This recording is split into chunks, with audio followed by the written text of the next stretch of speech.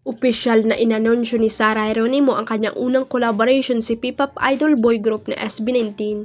Nitong Huwebes, July 17 nga ay ginulat niya ang online world nang inanunsyo niya ang kanyang comeback song na Umaaligid pero hindi niya binanggit na may kakulab siya sa kanta.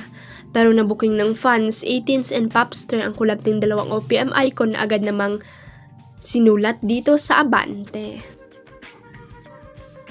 Pagkatapos nga ng kanyang unang teaser post ay naglabas muli siya ng panibagong teaser nitong Biyernes, July 18 kung saan mababasa na ang pangalan ng SB19 sa teaser poster. Makikita na rin ang mga official hashtag na hashtag SB19 at hashtag SarahG and SB19 sa caption. Nakatag na rin ang mga social media account ng Kings of P-pop sa post ni Sarah. Na-curious naman ang fans sa kanta base na rin sa caption na pinost ni Sarah na tila bahagi ng lyrics ng Umaaligid. Ang bigat ng katahimikan tila may ikinukubli, Umaaligid, 2025-7:30. Inuukit sa pandinig, isinisingit sa isip, dumarami tumitindi, pero kailangan naging totoo, caption ng social media post ni Sarah. Mainit na pinagdidiskusyonan sa online world na parang mas gumapos si Will Ashley mula nang lumabas ito sa bahay ni Kuya.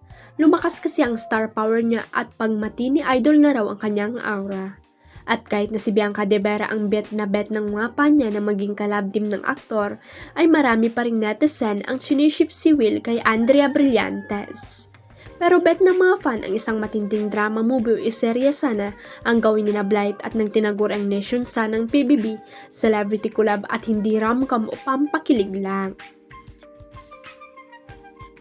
Nagsusumigaw ra ang ganda ng face card ng dalawa, bagay raw pagsamahin on-screen at pareho raw may ibubuga sa aktingan sina Andrea at Will. Perfect match nga raw sila. Bakit nga hindi lahat naman ay posibleng mangyari lalo't pat usong-uso na ang kapamilya at kapuso collab? Huwag kalimutang i-click ang subscribe button at i-ring ang notification bell para sa latest at legit chika updates.